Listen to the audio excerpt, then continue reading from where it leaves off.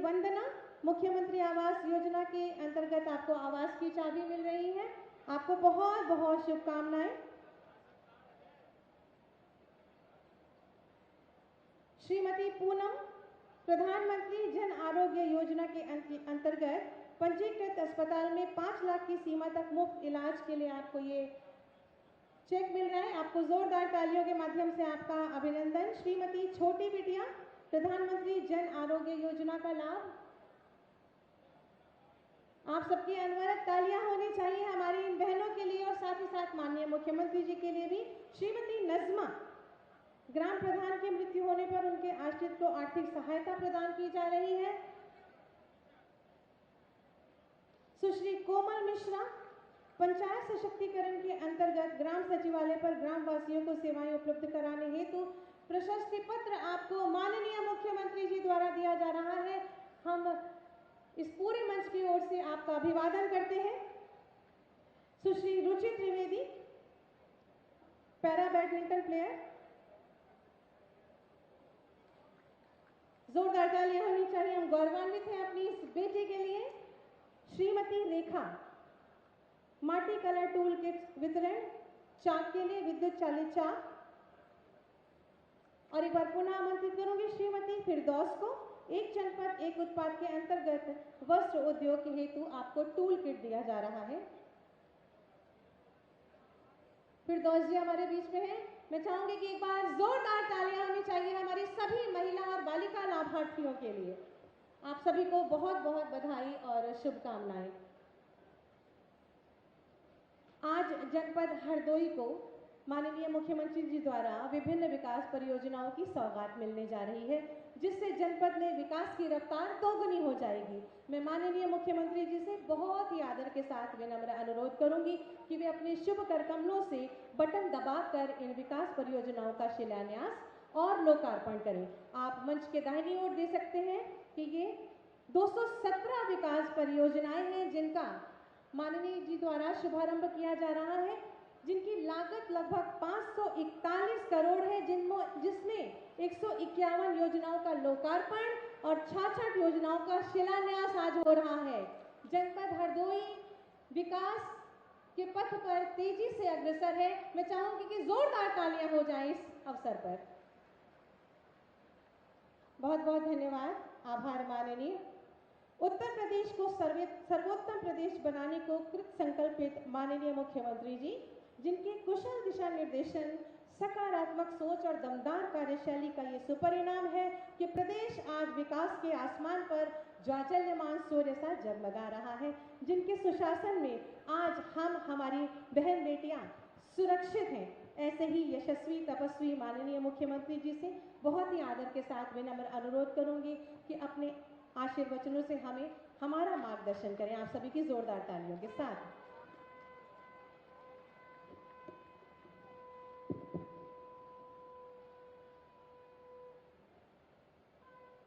नारी शक्ति वंदन अधिनियम पारित होने के उपरांत आधी आबादी के अभिनंदन के लिए आयोजित आज के समारोह में प्रदेश सरकार में मेरे सहयोगी मंत्रीगण, जनपद के प्रभारी मंत्री श्री जेपीएस राठौर जी, प्रदेश के आबकारी मंत्री श्री नितिन अग्रवाल जी, प्रदेश सरकार में उच्च शिक्षा की राज्य मंत्री श्रीमती रजनी तिवारी जी, माननीय सांसद श्री अशोक रावत जी, श्री जयप्रकाश रावत जी, डॉक्टर अशोक वाजपेयी जी, पूर्व सांसद श्री नरेश अग्रवाल जी, भारतीय जनता पार्टी के जिला के अध्यक्ष सजीत सिंह बब्बन जी, जिला पंचायत अध्यक्ष श्रीमती प्रेमावती वर्मा जी, माननीय विधायकगण श्री माधवेंद्र प्रताप सिंह राणो, श्री श्याम प्रकाश जी, श्री प्रभास कुमार जी, श्री आशीष सिंह आंसू जी, श्री रामपाल वर्मा जी, श्रीमती अलकार कुवंशी जी, विधान परिषद के माननीय सदस्य श्री अविनाश कुमार सिंह जी, अशोक अग्रवाल जी, महिला मोर्चा की जिला के अध्यक्ष श्रीमती अलका गुप्ता जी, आज के इस कार्यक्रम में उपस्थित जनपद हरदोई से जुड़े हुए सभी उपस्थित भाइयों और बहनों, आज यहां पर नारी शक्ति वंदन अधिनियम के पारित होने के उपरांत आधी आबादी के अभिनंदन के लिए हम सब यहां पर उपस्थित हुए हैं।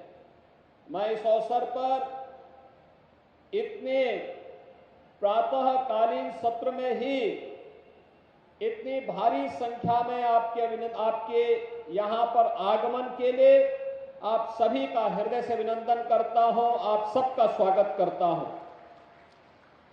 इस अवसर पर आप लोगों के ही बहाने जनपद हरदोई को 541 करोड़ रुपए की परियोजनाओं का उपहार लोकार्पण और शिलान्यास के रूप में उपलब्ध हो रही है। मंचस्थ अपने माननीय जनप्रतिनिधियों को धन्यवाद देते हुए जनपद हरदोई वासियों को इसके लिए मैं हृदय से बधाई देता हूं। भाइयों बहनों, हम सब जानते हैं कि आधी आबादी को सम्मान और सशक्तिकरण देकर कोई भी समाज सशक्त नहीं हो सकता और कोई भी राष्ट्र समर्थ नहीं हो सकता।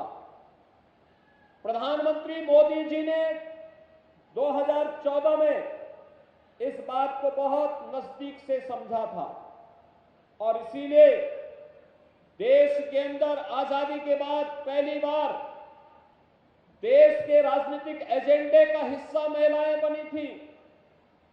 देश की योजनाओं का आधार महिलाओं को केंद्र में रख करके बनाया गया था। आप देखेंगे एक एक योजना आज देश की आधी आबादी को केंद्र में रख करके उन्हें ध्यान में रख करके बनाई जा रही है। इन योजनाओं में अलग अलग प्रकार से उनकी सुरक्षा से जुड़ी हुई योजनाएं भी हैं, उनके सम्मान से जुड़ी हुई योजनाएं भी हैं, उनके स्वावलंबन से जुड़ी हुई योजनाएं भी हैं और इन योजनाओं को प्रभावी ढंग से लागू करने के लिए, उनके क्रियान्वयन के लिए, उनके एक निश्चित कालीन समीक्षा करने के लिए डबल इंजन की सरकार लगातार कार्य कर रही है। आज उसी का परिणाम है कि जनधन अकाउंट से लेकर के देश के अंदर नारी गरिमा की प्रतीक बने हुए हर घर शौचालय की योजना हो या फिर हर उस परिवार का जिसने आजादी के बाद अपने स्वयं के सिर को ढकने के लिए छत नहीं प्राप्त कर पाया था, उसे आवास देने का कार्यक्रम हो या फिर 5 लाख रुपए की स्वास्थ्य बीमा का कवर के लिए आयुष्मान भारत की योजना या फिर इन्हीं सभी इसी क्रम को आगे बढ़ाते हुए जिन लोगों ने कभी बिजली के दर्शन नहीं किए थे उन गांवों में विद्युत की बिजली यानी वहां तक विद्युतीकरण करना और फिर फ्री में उन परिवारों को विद्युत के कनेक्शन उपलब्ध करवाने के कार्यक्रम हो। प्रभावी ढंग से जहां ये कार्यक्रम आगे बढ़े वहीं जीवन के प्रत्येक क्षेत्र में बेटियों को, बहनों को आगे बढ़ने का अवसर प्राप्त हो सके, इसके लिए सरकार के स्तर पर अनेक कार्यक्रम चलाए गए, अनेक योजनाएं प्रभावी ढंग से आगे बढ़ रही हैं। आज उसका परिणाम हम सबके सामने है। आज आप देख रहे होंगे एक सामान्य शिक्षक से लेकर के आज चंद्रयान की उड़ान तक के कार्यक्रम के साथ आधी आबादी जुड़ी हुई है। पंचायत से लेकर के स्थानीय निकाय तक पहले से ही उन्हें 33% आरक्षण की सुविधा का लाभ मिला था। अब प्रधानमंत्री जी ने यह व्यवस्था पुख्ता करती है कि परिसीमन के बाद जब नए परिसीमन के आंकड़े सामने आएंगे तो उस समय 1/3 सीटों पर महिलाओं को भी विधायक और सांसद बनने का अवसर प्राप्त होगा। इसके लिए आप सभी बहनों को हृदय से बधाई देने के लिए आज मैं स्वयं हरदोई जनपद में आया हूं। भाइयों बहनों, हम सब जानते हैं ये सभी कार्यक्रम आपके माध्यम से समाज के सशक्तिकरण समर्थ और स्वावलंबी भारत निर्माण के लिए प्रधानमंत्री जी के द्वारा उठाए गए कदमों का परिणाम है।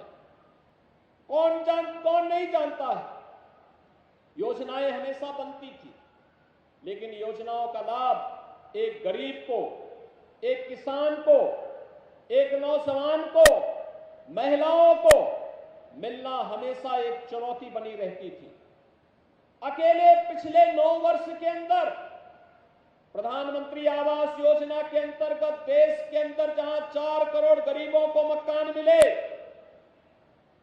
प्रदेश में डबल इंजन की सरकार बनने के उपरांत अकेले हरदोई जनपद में ही 1,12,000 से अधिक परिवारों को एक आवास उपलब्ध कराने का काम भी किया गया। एक परिवार को चिन्हित करके, और मैं आज आपको इस बात के लिए आश्वस्त करने के लिए आया हूं कि भाइयों बहनों, जिन लोगों के पास, जो जरूरतमंद हैं, जिनके पास अपना आवास नहीं है, उन्हें आवास उपलब्ध करवाने के लिए सरकार ने अब तक 1,12,000 परिवारों को आवास उपलब्ध करवाया है।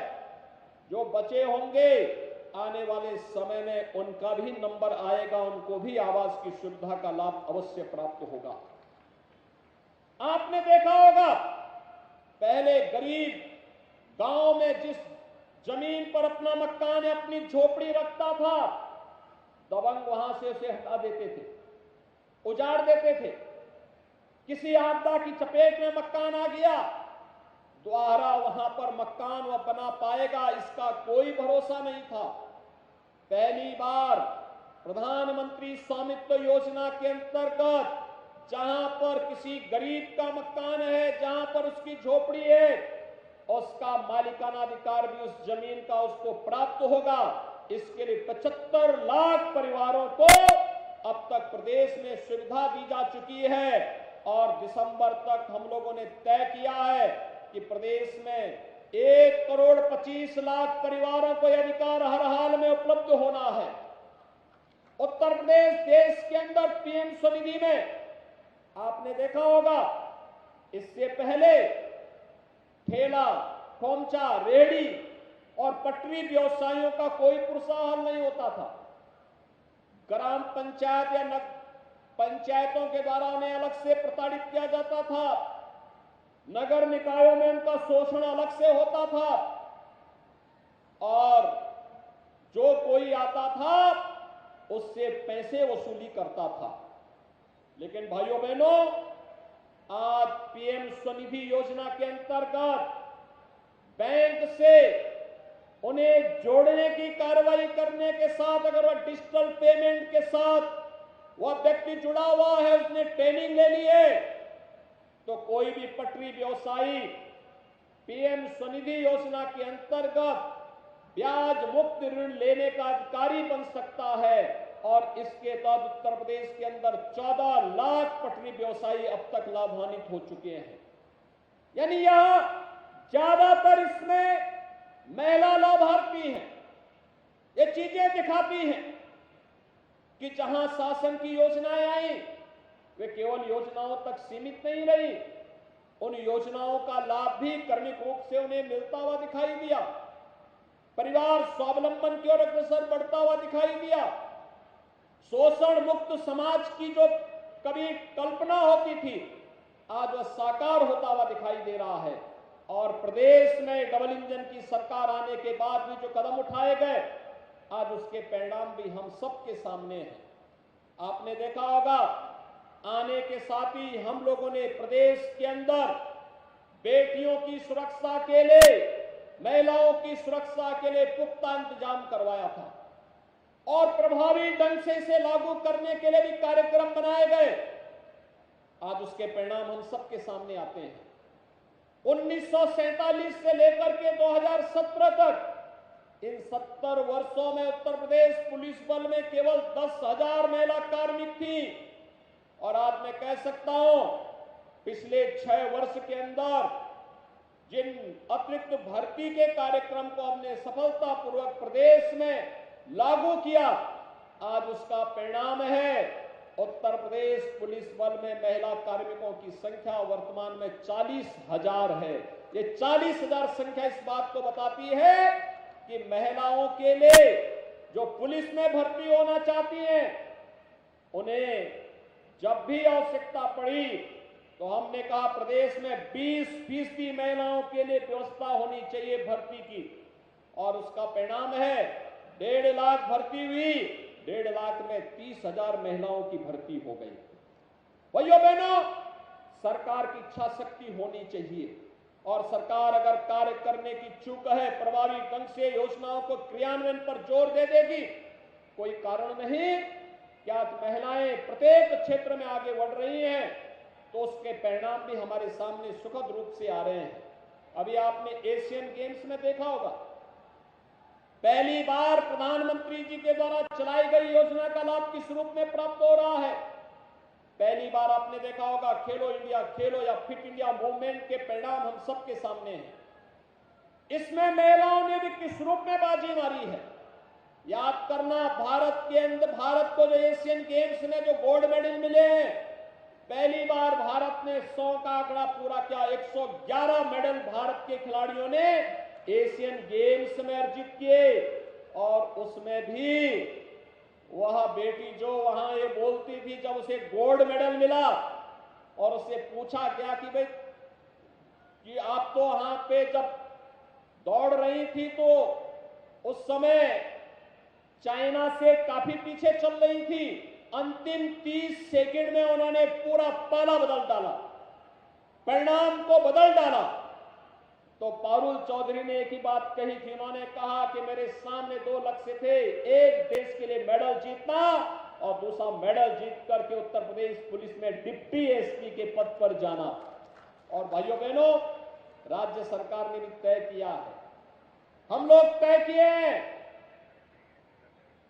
कि जो भी खिलाड़ी ओलंपिक में, एशियन गेम्स में, कॉमनवेल्थ गेम्स में, विश्व चैंपियनशिप की किसी भी प्रतियोगिता में देश के लिए मेडल जीतेगा, राज्य सरकार मेडल के अनुसार उन्हें शासन की विभिन्न सेवाओं में समायोजन करने की व्यवस्था भी करेगी।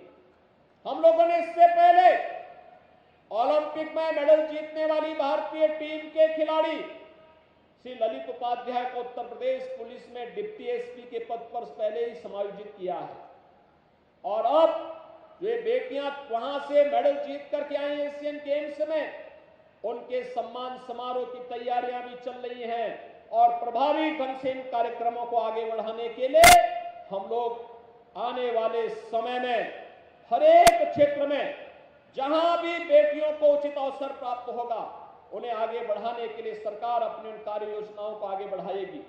आज इसी का परिणाम है, आपने देखा होगा बेसिक शिक्षा परिषद में बेटियों को और वहां पढ़ने वाले हर छात्र को आज वहां पर हम लोग उन्हें यूनिफॉर्म दे रहे हैं, बैग और बुक्स दे रहे हैं।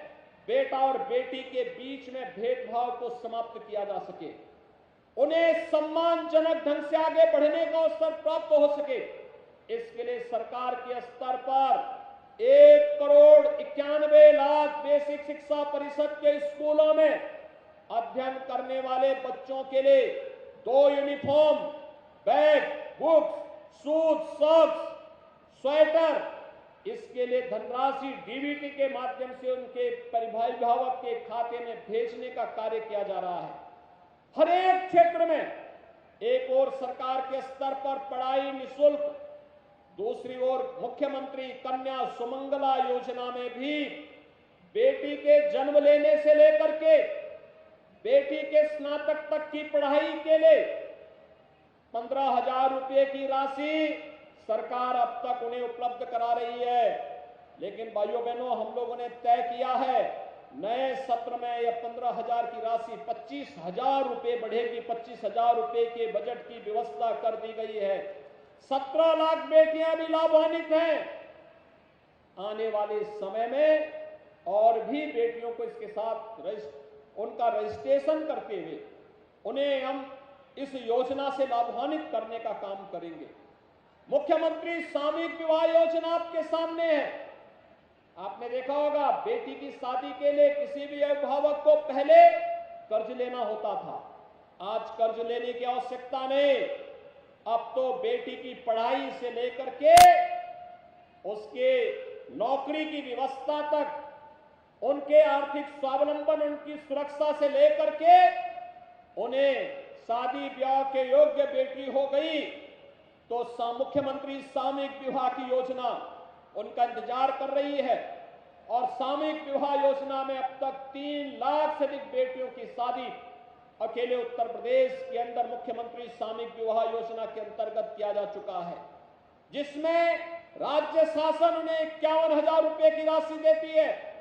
निराश्रित महिला पेंशन में 29 लाख से अधिक महिलाओं को 12,000 रुपए सालाना पेंशन की सुविधा का लाभ डबल इंजन की सरकार उपलब्ध करवाने का कार्य कर रही है।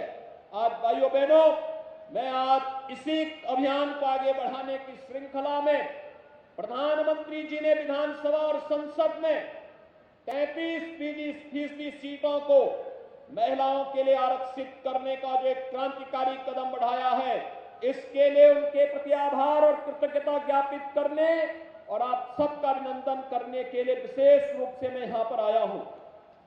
और मुझे प्रसन्नता है, अभी मैंने एग्जीबिशन देखा, यहां पे महिला लाभार्थियों को मंच पर सम्मानित होते हुए भी देखा है।